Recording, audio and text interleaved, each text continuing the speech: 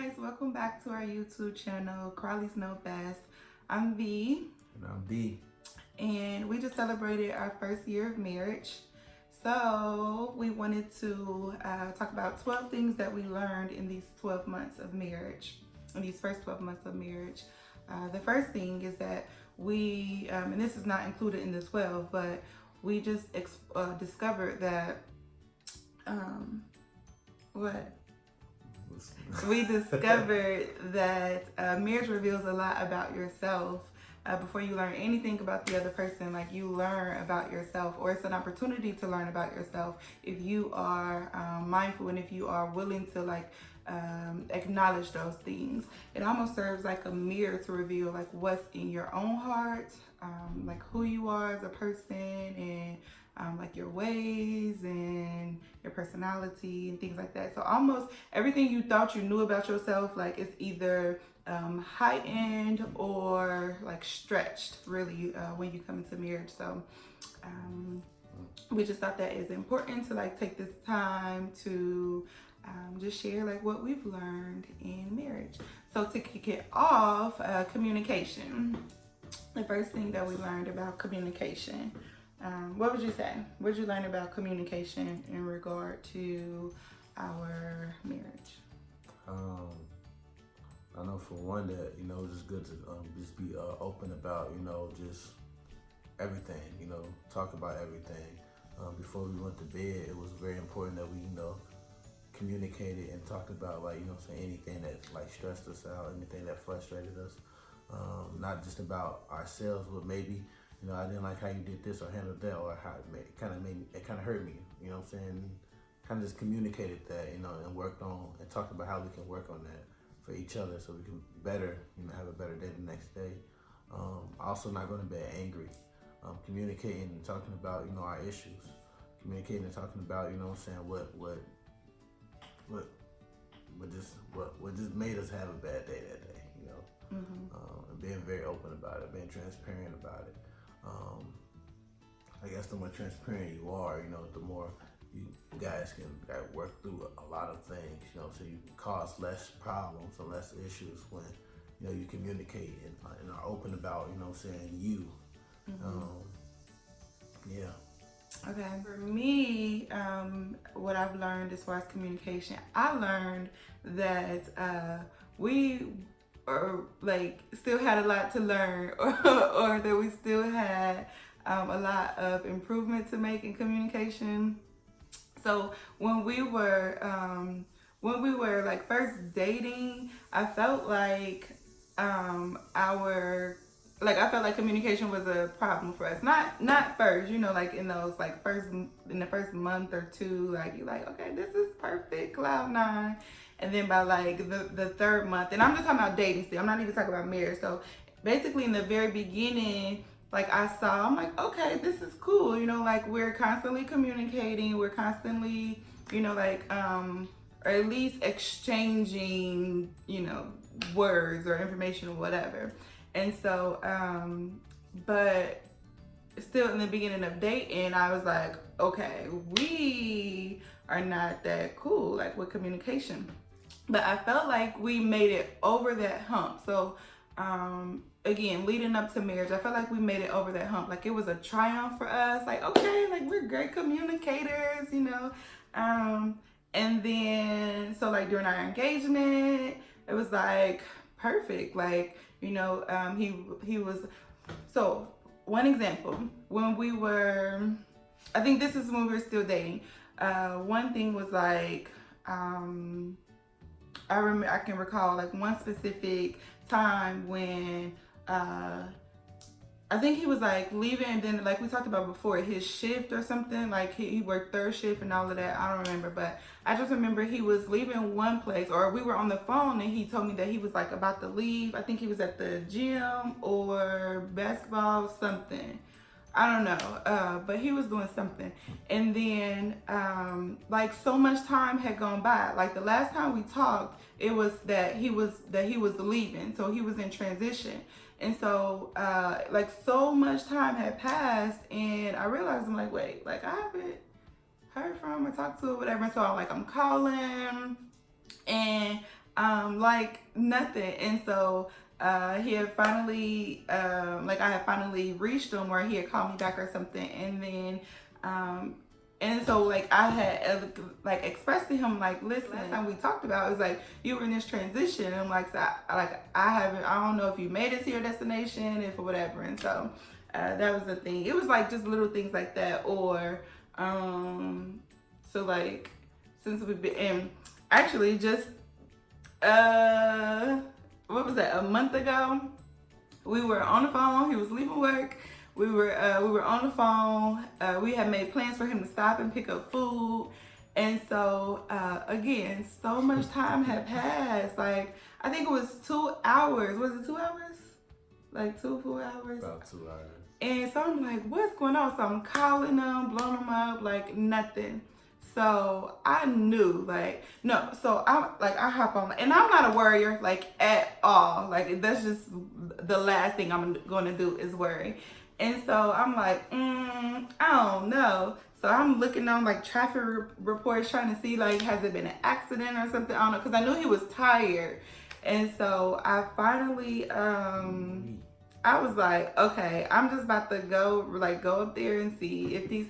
So I pull up to this restaurant, y'all. I'm talking about 2 whole hours later. I pull up to this restaurant. Why I see this man, like, so I see his car. No, by the time I got there, he wasn't knocked out. He was in line. Like, I seen him through the window or whatever. I just got out my car and I just walked up to him. Like, I'm like, sir, like, what's going on? But I knew he had been asleep. Like, and I'm just like, oh my goodness. Knocked out. He fell asleep in the car.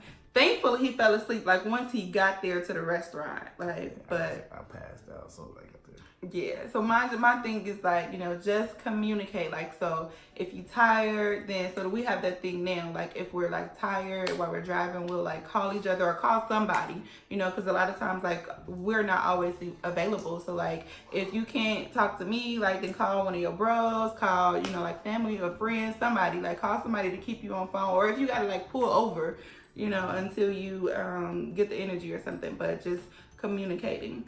So I learned that it's not just about the words, or it's not really just about how you, like, because you could think that you, like, communicated something, if the other person is not, like, picking up what you put down, so to speak, then, like, that's just poor communication. Like, we have to communicate we gotta communicate to the other person's need, like, so that they are aware and receptive to what we're saying, that they understand, basically. Like, the message that you send is not always the same as the message that's received. So just communicating to, like, how your partner best receives information. So and that's the first thing, communication. That is good. I think number 2 would be intimacy. What I've learned in intimacy is that, you know, it's kind of different for me. Are we talking about sex? We're talking about well, intimacy is what, like, what's intimacy to you? So for me, what I've learned in intimacy, you know, my love language is touch. So for me, you know.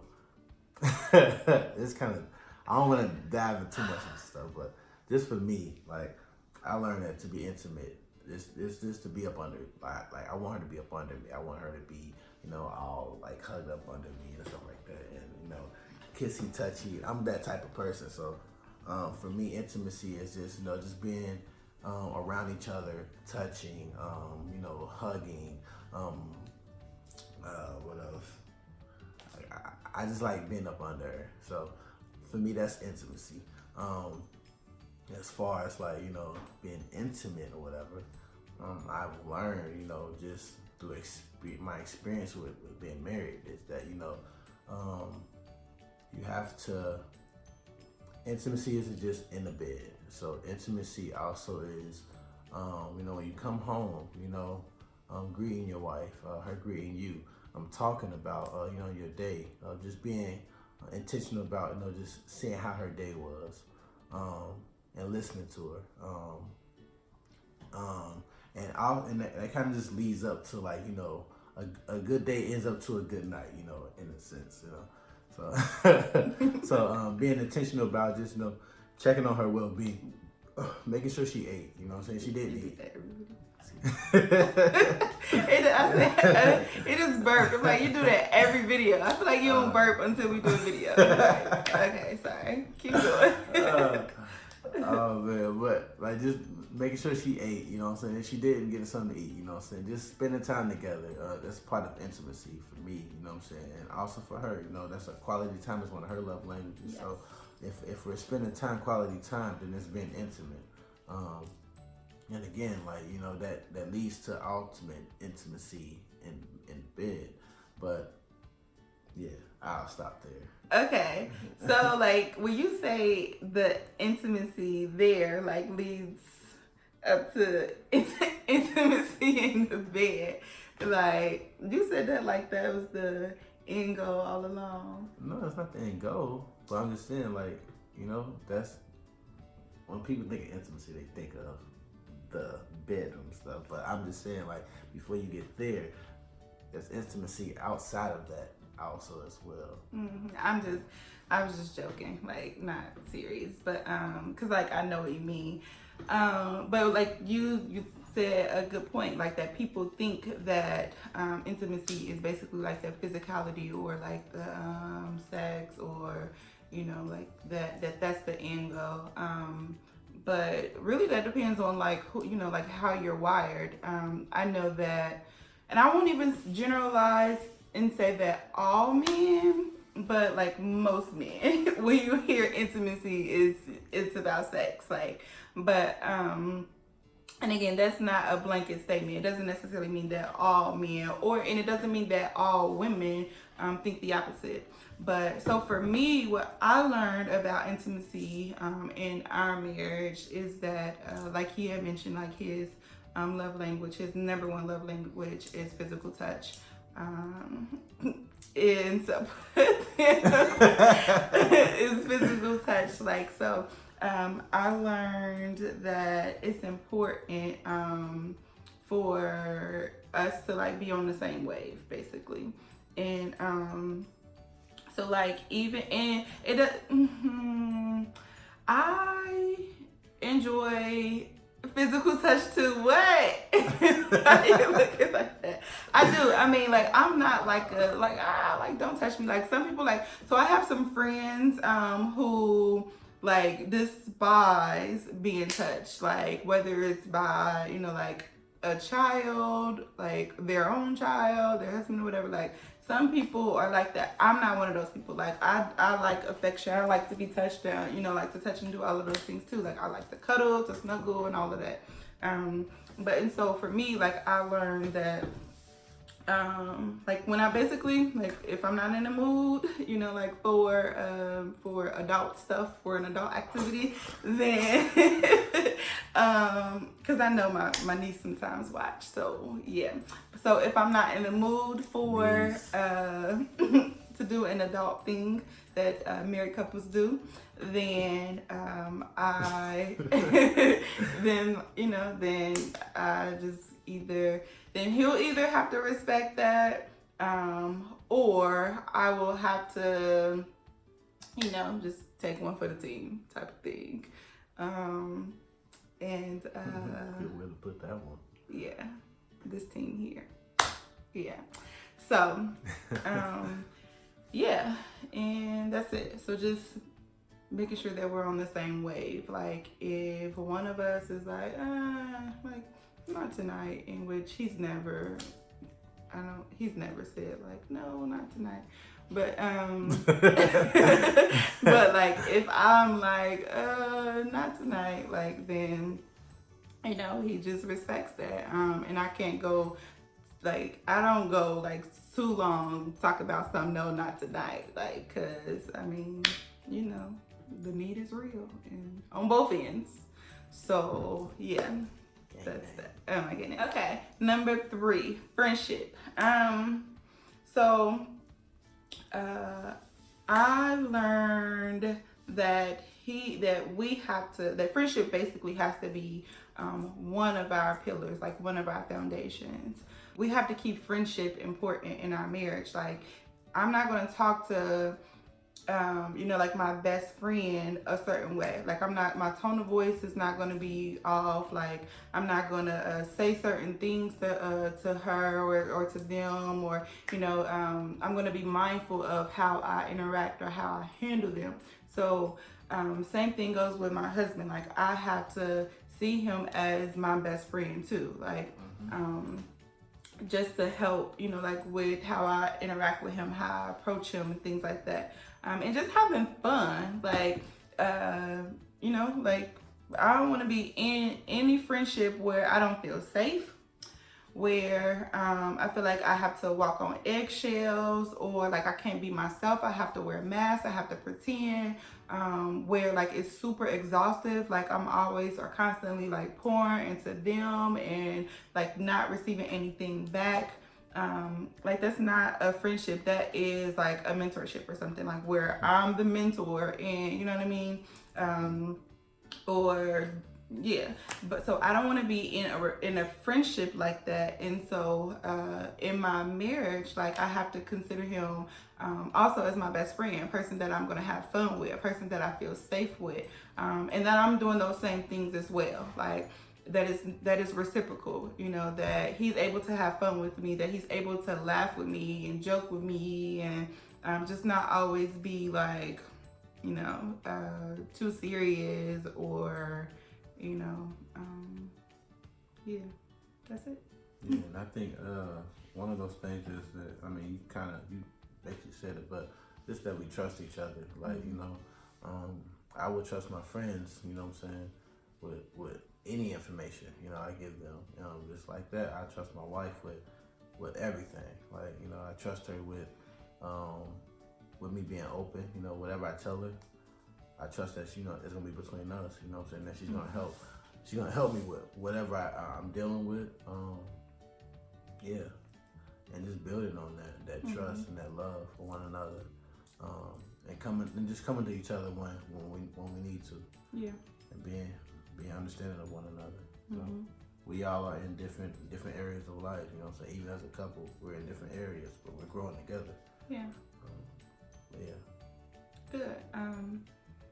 Yep. Let me see if there's anything about friendship. So, like, me feeling safe, like with opening up to him, or us feeling safe with each other, having fun together, laughing together, joking together, growing together, evolving, things like that, and just being able to be vulnerable. Like I said, no masks, no pretending, just being vulnerable with each other. Like, that's what friendship is for me, and just being reciprocal. Again, it goes both ways and not like a one-way street. So that's that.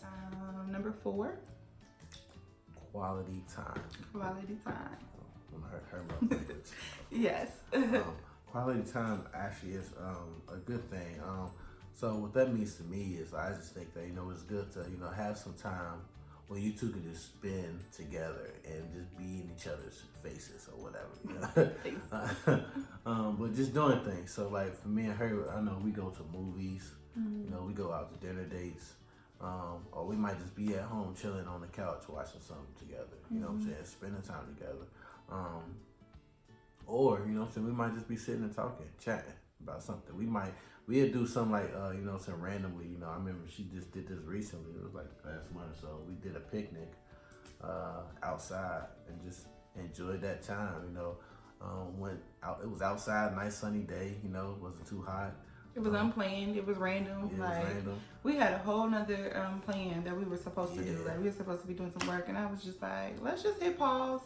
Yep. And let's go to the park real quick. So and that's things like that, moments, you don't forget, and they're major in a relationship. They fortify you more. Yeah. So yeah, quality time is just it's a necessary thing. It's so needed, because it's like, for it to be so random, it's one of those things where, like, we get away and it's just me and you. It's nothing. We don't have to worry about the work. We don't have to worry about the day-to-day stuff. We just gonna get away and just enjoy ourselves for a moment. Mm-hmm. And that's why I think quality time is so important, because it's like, it allows me just to relax, you know, with the person that I love, you know. So this is one of those things that, like I mentioned earlier, about revealing yourself and your ways. So so here's the situation. This was one day this week, like 2-3 days ago, whatever. He has this thing where he falls asleep. Like if we're watching a movie or watching like one of our favorite shows or something, like 9 times out of 10, he's going to fall asleep. So I found myself getting mad the other day, like, I just don't understand. oh, no, don't try to interrupt communication, remember? we need, oh my goodness, we need to go back to that. Like the interrupting to communication, I'm gonna put a pin in that, we were going back. But anyway, so, so on Sunday, was it Sunday? Yes, it was Sunday. So he had to work Sunday, when he worked 7 a.m. to 7 p.m. And so I went to church, and I came home, and so like we were like, so we didn't get to, you know, like worship together and things like that. So I came home, and like I was just relaxing, whatever. We had text, like, and so when he's at work, like we really don't like text all day and things like that. We may send like 1 or 2 messages, and then like that's that. So that was the same that day. Like we hadn't talked all day, besides, you know, like I miss you, or I can't wait to connect later. Like we sent that message or whatever. And so in my mind, I'm like, okay, so we said that we're gonna, you know, spend some time later. And he got home. I had cooked dinner, like, it was a great meal. I cooked dinner, and so we ate as soon as he came home. And as soon as he got done eating, I'm talking about like the last fork down, like the last bite, like he was gone, sleep. So I'm like, let's put a pin in that. No, we're not putting no pin. So he fell asleep almost ASAP, like 3 minutes into the show, and I'm like, so I woke him up. I'm like, are you serious? Like, I ain't push him though, but I probably wanted to. But I'm like, dude, I think he was like laying on me. I wanted to be like, get off of me. Like, I mean, but come on. Like, people so, know. pause. No, you don't have to vindicate. You don't have to vindicate. We should have put that on there too. Anyway, he fell asleep. So I woke him up. I'm like, wake up. Like, are you serious? And then I was like, okay, you know what? Never mind. Cause like I realized, I'm like, you sound real selfish right now. Talk about, can you wake up? Like, this man done worked 12 hours today. Like, and you like, can you wake up? Like, so I was like, never mind. So I had to like bite that bullet. I ain't want to, but I did. So I'm just gonna say, on top of that, she fed me too. She gave me a good meal, and then, you know, I got to lay down. So. And then I got to lay down. So it was kind of like bound to happen. You know, you work a lot, you work hard, and then you come home and eat a good meal. Hey, and then y'all know how comfortable this couch is that we sit on. It's very comfortable. Whatever. You know? Period. And then on top of that, I eat, and then we gonna sit and watch TV. I mean, it happens naturally. Okay, so so quality time is my number 1 love language. Like, I just love spending time together. Like, so it doesn't have to be like going out doing anything. It doesn't have to be anything planned or organized. It don't gotta involve spending money. Just as long as we are in the same space and we are interacting in that same space, like, or sharing an activity, like partaking in something together. Like, I feel like me watching something on TV and him sleep, I don't think that counts as quality time, like, for me. And we so talked about that early on. Huh? This before we got married, so we had talked about that too. Yeah, about how me going to sleep is, cause it's not that I thought that, but you know. What? I expressed that, you know, me still being in that room with you and still spending time with you, and that wasn't so. But it's not. It's not. We have to be partaking in a thing together. The keyword together. For me. So, okay, number 5, alone time. So, it's important for, and I don't even, so even if your love language isn't quality time, like, I mean, me personally, I just think that that's an ingredient to a healthy marriage. Like, if you can't stand to be around each other, or even if you can't stand, like, I'll take that back. Even if you're not spending time together at some point, then, like, how are you connecting? How are you being intimate with one another? And by intimate, I'm talking about like opening up, a closeness, being vulnerable, things like that. How do you have that if you're not spending time around that person, with that person? It doesn't have to be every day, all day, but it does have to be, it does have to happen. Like, it has to occur. So for marriages to be successful, healthy, thriving, like, you have to spend time together, connecting face to face, like, because I realize, like, like, sometimes, like, couples are not able to be together face to face. Like, so if you're a military family, like, then obviously, like, like, if your spouse is discharged or away, then obviously you don't have that face to face, and so it doesn't mean that it's an end all be all. However, like, technology is cool too, like having that face to face, like, over technology, or hearing their voice, or writing letters, getting creative, whatever. So that's spending time together. That's quality time. Number 5, the 5th thing that we learned, or that we wanted to talk about, was alone time, having space. So although quality time is my, like, number 1 love language, I also appreciate alone time, like having space. I don't know. I think I consider myself like an extroverted introvert. So, like, I think that, or at least I used to be an introvert. Now, like, I'm becoming more extroverted. Like, I do appreciate being around people, and I think that just speaks to, like, because, like, I just have a heart for people. Like, I love people, I care about people, and people's well-being.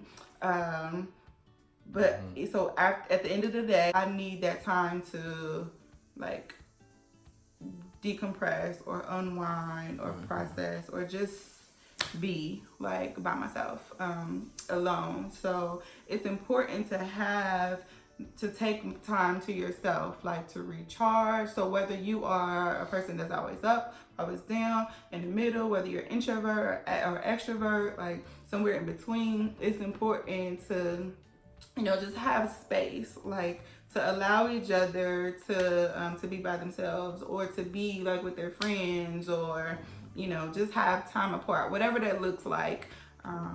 Whatever that looks like for you, or for, like, for your circumstances. But having time apart is important too. It allows you to, like, miss each other. It allows for that intimacy to be purposeful the next time you come together. We've had a lot of time apart this year, like, just with like, traveling. Oh my goodness. So he went he just traveled out of town a couple weeks ago without me, and it was what, just 2-3 days. That was the thing, because, like, we've done 2 or 3 days before, like, several times, but, like, I think it was like 4 days this time, and that was the longest, and that was a long 4 days, like. So, yeah, that was a stretch. But it was still needed. It was still appreciated. Like, that first day, I was like, cool, like, this is great. Second day, I was like, this is great. But I miss him, like, and then that 3rd or 4th day, I was like, okay. But it was still needed. So, like, when he came home, like, we were up to, like, no. He came home, it was like 1 a.m. or something like that. I was like. Actually, it was like, no, it was later than that. It was 3 times, remember? Oh yeah, because it was supposed to be like 1, so it was like super late. I was like, did I open the door? No.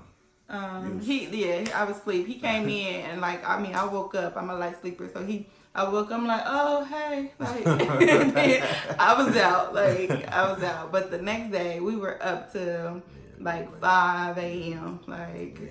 Yeah. So, yeah, it's good to have that space. I'm just thinking about you're your own individual too. You know what I'm saying? And then you're still a work in progress. You're still trying to figure yourself out. So it's good to have that quality time just to understand who you are. You know, so you can better be a better husband, a better wife. You know what I'm saying? In your marriage. Absolutely. So I think that that's good.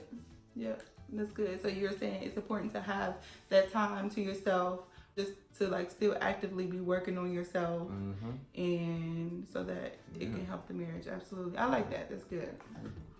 Yeah, because like you said, you're your own individual, right? You're two people coming together to become one flesh, but you're still those two people. Yep. So I'm all up in my face.